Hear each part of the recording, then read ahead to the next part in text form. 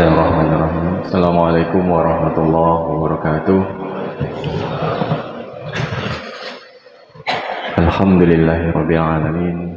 Shalatu wassalamu ala asrofil anbiya'i wal mursalin wa ala alihi washabbihi ajmain. Rabbi shrah li sadri wa yassir li amri wahlul 'uqdatam min lisani yafqahu qawli.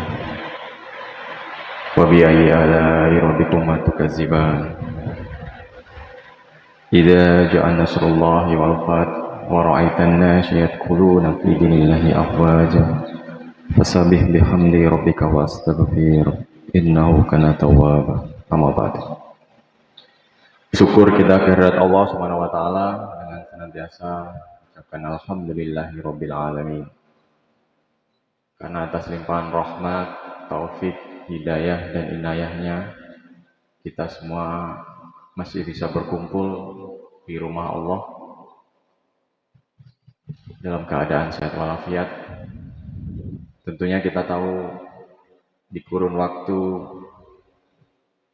belakangan ini banyak rekan-rekan kita, sahabat-sahabat kita yang sudah mendahului dipanggil Allah. Itu yang patut kita syukuri bersama. Kemudian bersolawat kita kepada Rasulullah SAW sebagai Nabi junjungan alam yang nantinya kita sangat harapkan syafaat beliau di yaumil akhir. Kemudian yang kami hormati Imam Syekh ruangan Masjid Syuhada menegakkan agama Allah. Kemudian yang tidak henti-hentinya kita selalu mendapatkan rintangan, cobaan dan ujian. Bahkan rintangan itu berasal dari diri kita sendiri. Karena sesungguhnya musuh terbesar dalam hidup kita adalah nafsu diri kita sendiri. Baik Bapak Ibu jamaah sholat subuh yang dirahmati oleh Allah, setelah kira-kira 7 bulan saya atau kami pribadi meninggalkan kota Lok Sumawe, kota Serambi Mekah, memang ada beberapa hal yang ingin sebenarnya sama-sama kita perkuat iman dan takwa kita kepada Allah Subhanahu wa taala. Kemarin rekan-rekan dari para kodim baik GPS, SMS, ISCB pada saat kami datang di Lok Sumawe untuk menjenguk anak-anak ini, Pak Indra kasih spirit lagi. Saya tidak bisa menolak karena inilah yang akan saya sampaikan. Semoga menjadi pelecut kita baik itu kita yang masih belum menikah, kemudian kita yang sudah berkeluarga tetapi kita melemah imannya. Semoga cerita ini bisa menjadi pelecut kita. Saya sampaikan dari awal, semenjak saya masih mendapatkan amanah di sini, kemudian pergi lagi mendapatkan amanah yang lain, bahwa sesungguhnya kita tidak sedang berceramah, kita tidak sedang memberitahu orang lain, karena sebenarnya tidak ada yang lebih hebatnya kita dengan orang lain, sama saja, hanya pengalaman dan ilmu yang membedakan kita. Dan khususnya di hari ini, marilah kita sama-sama belajar meningkatkan kembali iman dan takwa kita dengan tentunya berpedoman kepada Al-Quran dan sunnah-sunnah Rasulullah. Pada kesempatan pagi hari ini, izinkan kami sedikit bercerita, karena kalau penyampaian cerita ini lebih faktual, itu yang kita alami, mungkin gure-gure semuanya mengalami sendiri. Cerita ini marilah kita awali dari beliau menegakkan idola kita, mensiarkan agama Islam penuh dengan tantangan. Kita semua tahu itu. Mulai dari di Mekah ditolak oleh penduduk Mekah. Saat itu peralihan dari menyembah berhala kemudian menyerukan kepada menyembah Allah Subhanahu wa taala. Beliau yang diutus oleh Allah sebagai Rasul itu saja mendapat tantangan.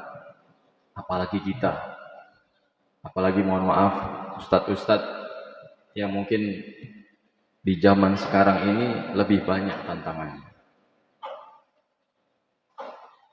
Kalau kita turun moralnya, kita ingat cerita-cerita tentang perjuangan Rasulullah yang sesungguhnya beliau berpesan dengan keuletan, keberanian, keikhlasan untuk menegakkan agama Allah.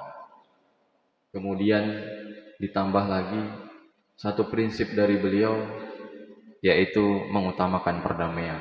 Pada saat perbedaan itu ada saat kita menegakkan agama Allah.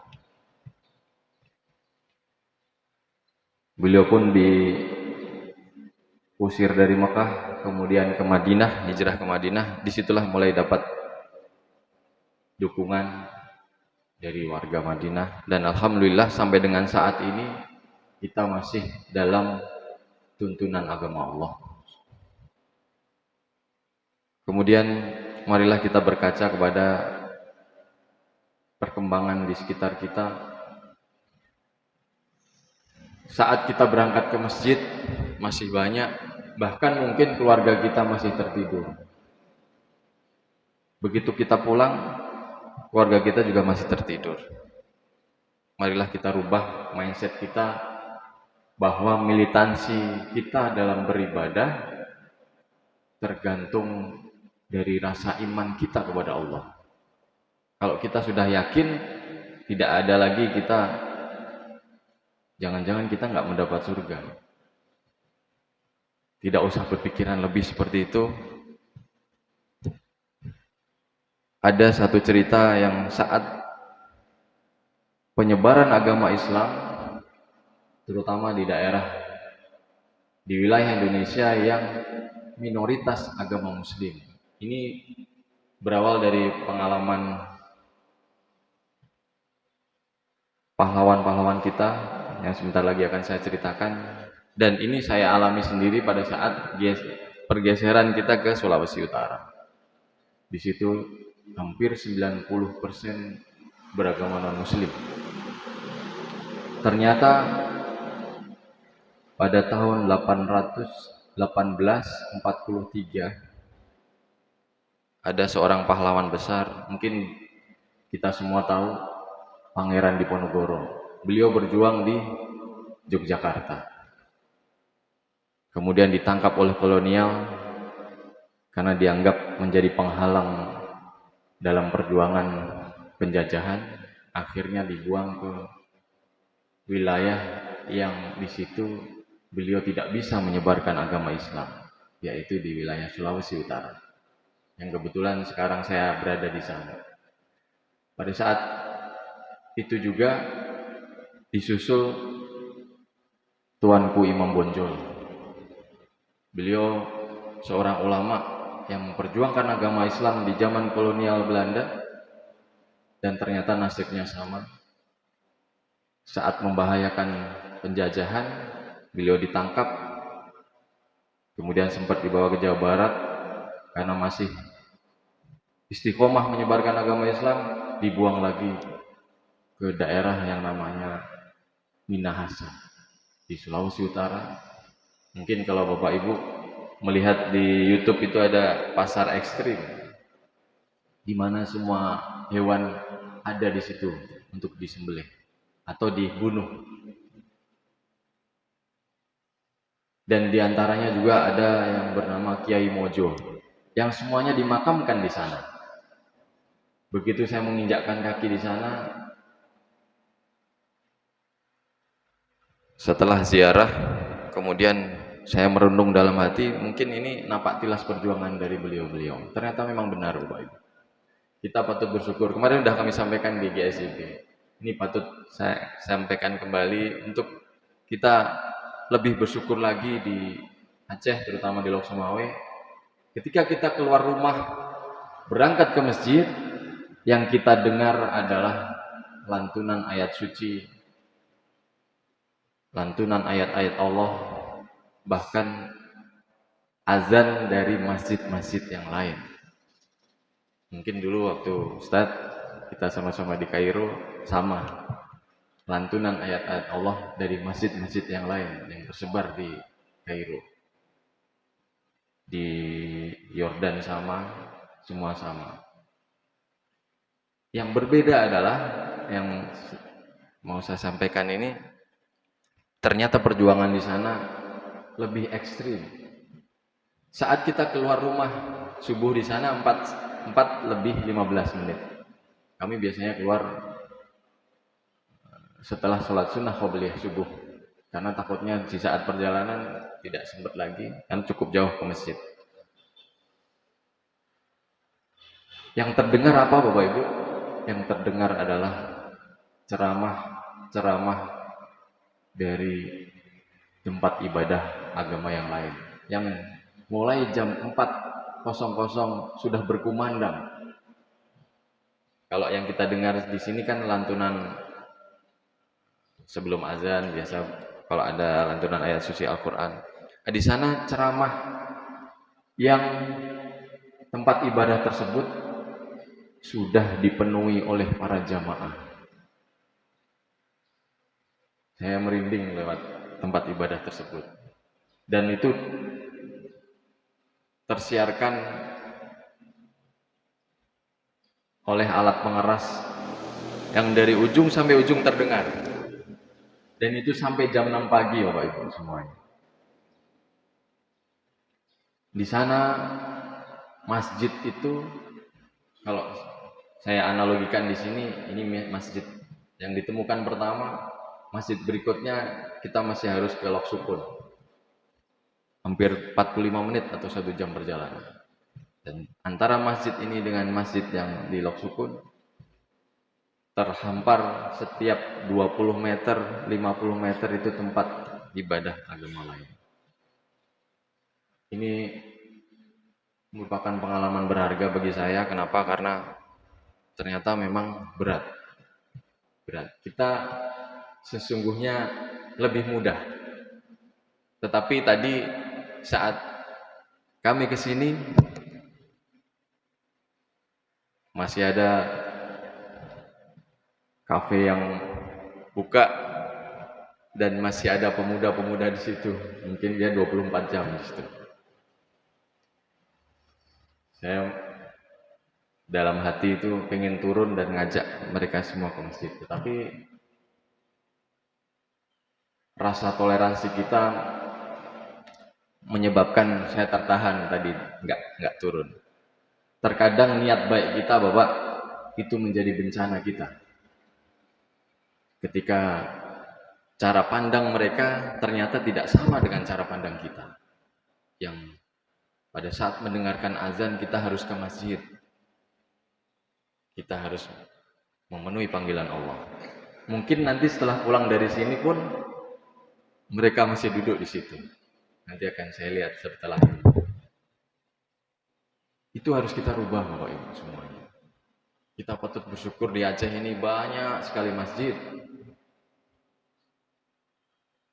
Ketika kita nanti berada di tempat yang minoritas tadi, bahkan untuk mencari makanan halal itu pun sulit. Sulit sekali. Saya pernah berhenti, itu sudah 2 hari di sana, berhenti di satu warung yang ternyata penjualnya seorang beragama muslim juga, tapi begitu saya lihat bertato ini, sambil goreng itu bertato. Akhirnya di situ muncul rasa curiga saya. Ternyata benar Bapak Ibu, disitulah hati atau militansi kita diuji. Begitu kita ke dapurnya, ada salah satu makanan yang tidak patut untuk kita makan, saya langsung pergi. Dan memang di sana tersebar mulai dari hewan kesayangan Rasulullah SAW, itu yang saya sebenarnya tidak sanggup waktu itu berusaha untuk membuktikan apakah benar di YouTube itu, yang merupakan itu toleransi umat beragama di Indonesia. Memang betul.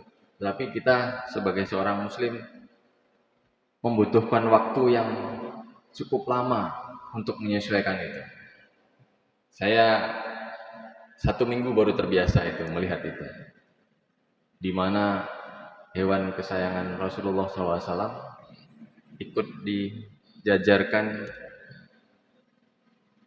yang membunuhnya tidak sesuai dengan tuntunan syariat. Walaupun sesuai tuntunan syariat, membunuhnya saya kira merupakan hal yang dilarang oleh agama.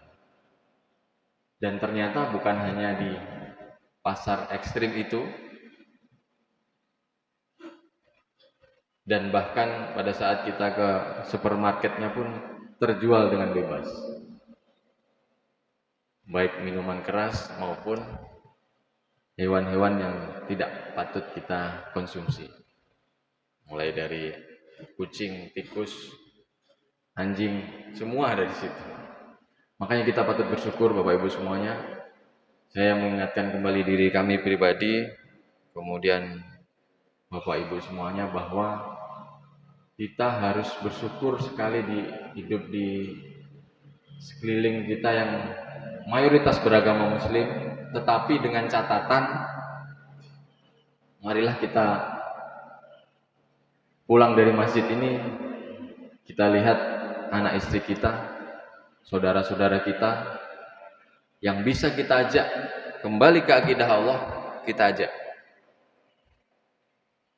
Kalau tidak, misalnya terlalu jauh, memang militansi itu perlu, tetapi mohon perhatikan faktor keamanan Bapak Ibu semuanya. Karena memang ini sekarang zamannya sudah zaman akhir. Kadang kita mengingatkan untuk berangkat ke masjid, malah kita yang akan dicaci maki di situ. Jadi mohon berhati-hati. Di zaman sekarang, yang benar jadi salah, yang salah jadi benar. Hanya akidah kepada Allah yang bisa menyelamatkan kita fid dunya wal akhirat, untuk mendapat surganya Allah, fi jannatin na'im bi khairi hisab. Kemudian selanjutnya yang ingin saya sampaikan adalah makna dari yang kami ceritakan tadi setidaknya menjadi spirit tersendiri buat kita, bahwa di zaman Rasulullah pun itu sudah terjadi. Bahkan Rasulullah difitnah, Allah pun difitnah, sempat waktu itu punya anak Ustaz ya, difitnah dan lain sebagainya.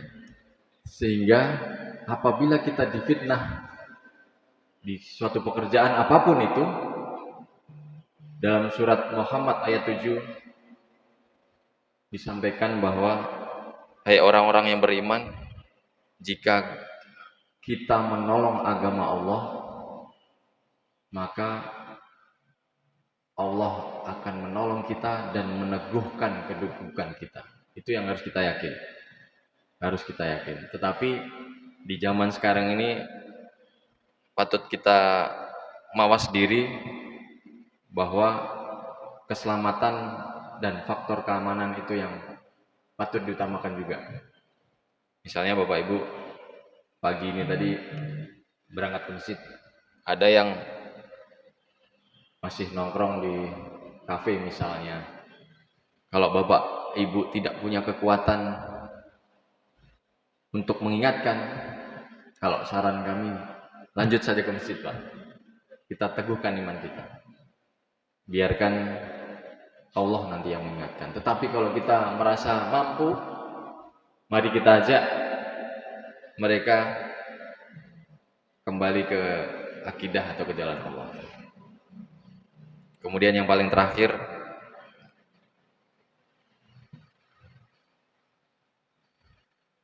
ada suatu pesan dari ulama di sana yang pada saat pertama kami datang, misawan kepada atau silaturahmi kepada ulama tersebut, tolong titip disampaikan kepada para pejuang-pejuang agama Allah di Serambi Mekah, Pak Endra, bahwa kita juga berjuang di sana menegakkan agama Allah, walaupun tidak semudah dalam kita memperjuangkan agama Allah di Serambi Mekah.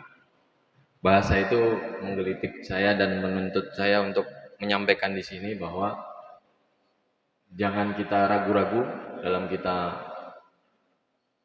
kembali mengingatkan diri kita, mengingatkan orang-orang terdekat kita bahwa sesungguhnya kita sudah berada di jalan yang benar.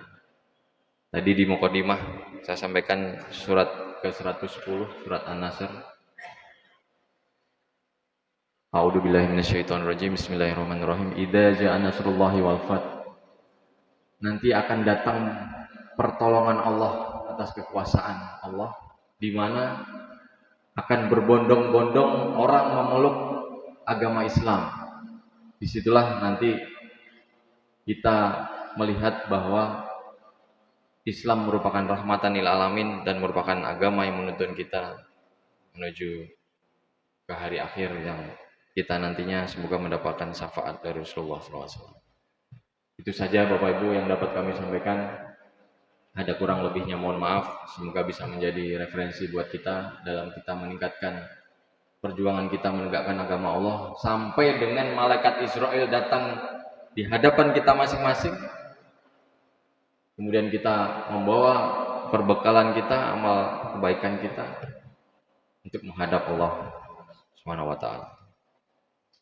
Akhirul kata, ada kurang lebihnya mohon maaf.